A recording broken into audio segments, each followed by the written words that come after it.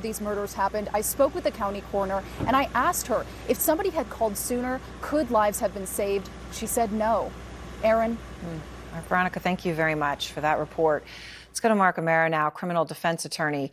So, Mark, you heard in Veronica's reporting there that FBI agents say the suspect was cleaning his car inside and out days before the arrest, seen wearing surgical gloves, doing all of this in Pennsylvania, right? Taking garbage from his parents' house. So this is obviously well after the horrific murders occurred, after he drove that car with his father across the country. He's still cleaning it then inside and out. What do you make of that? Well, I will tell you, from a prosecutor's perspective, it is complete consciousness of guilt. You know you've done something wrong, get rid of the evidence. And that type of, quote, tampering with evidence is going to come into his eventual trial against him.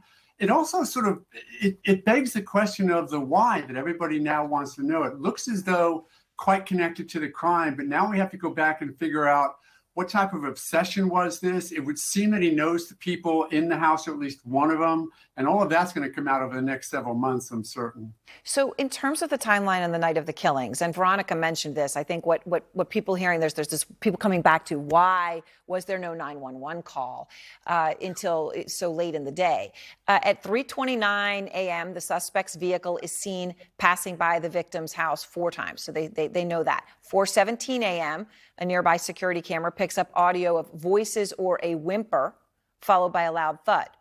And around that same time, one of the surviving roommates says she saw a man in black, matching Kohberger's description, inside the home, masked, all in black, bushy eyebrows, describes herself as terrified, freezes in fear, goes back in her room. Suspect's vehicle seen leaving the area at 4:20 a.m. at a high rate of speed.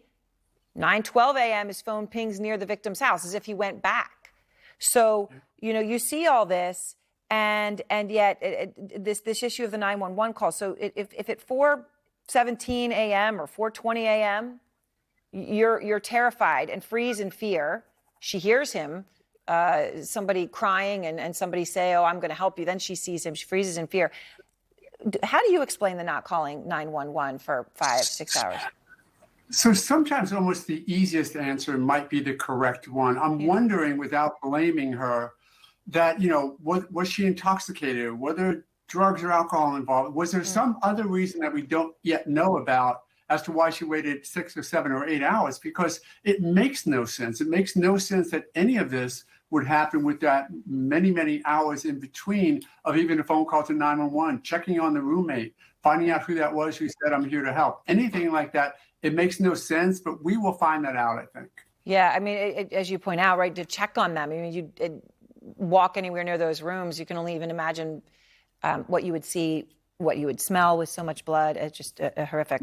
Mark, thank you very much. I appreciate your time. Thanks, Aaron. Be well. All right, you too.